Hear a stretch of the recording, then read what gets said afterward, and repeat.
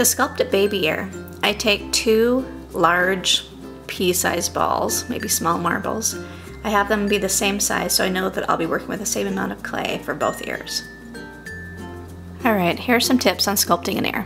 First of all, you want to make sure that the ear is placed on the back half of the head. It goes in the middle of the head, from this distance, the middle, but then it begins and then goes backwards here. So for this ear, we want to make sure we have it adhered to the head very well.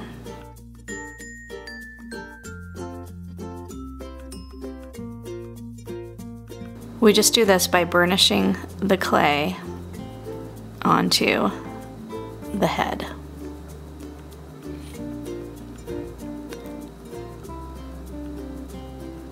You can do your ears before you bake the doll if you would like, but especially if you're beginning, it's usually easier to go ahead and bake the head first. That way you know you're not going to squish all your sculpting work. So you just get that smoothed in.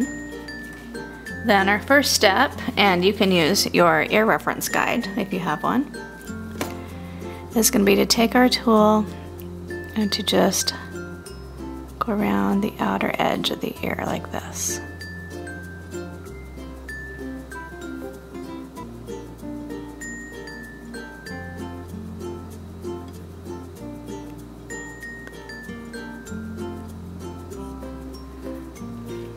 Step 1. Then next, we're going to take our tool, because we want to make an indentation here, an indentation here.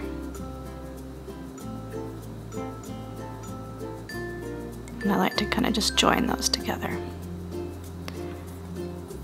And then this top part is going to come and be down in here.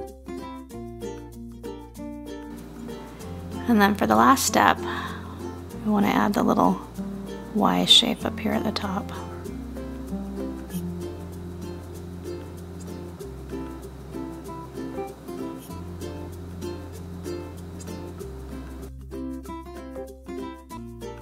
So that's how I get my basic shapes in. I find a lot of times with mine, the ears are a little bit puffy, especially if I look at it this way.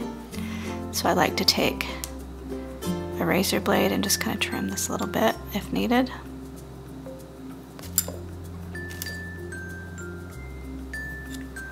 And then just put those shapes back in place again.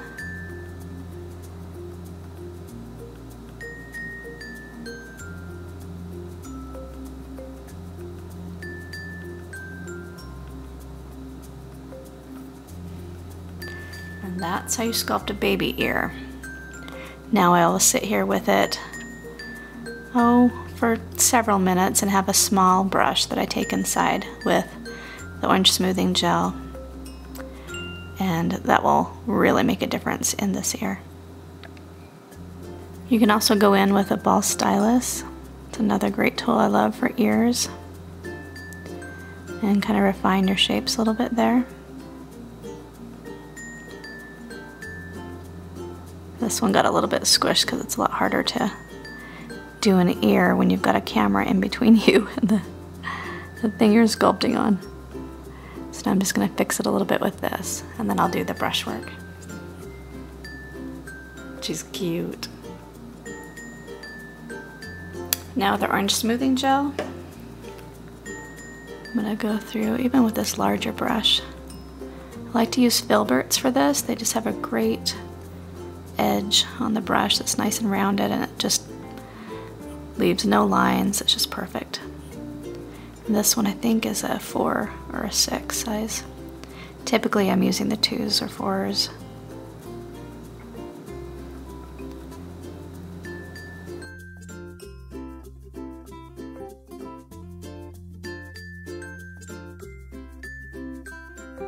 You can find these brushes at artdolls.com and also at makingfairies.com.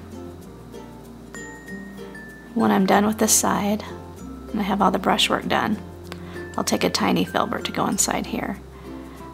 Then I'm going to heat set this with a heat gun. I'll soft bake it with a heat gun for about a minute so I don't squish it when I'm working on the other side.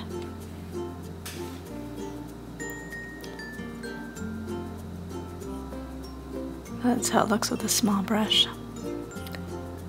This is a 10-0 filbert.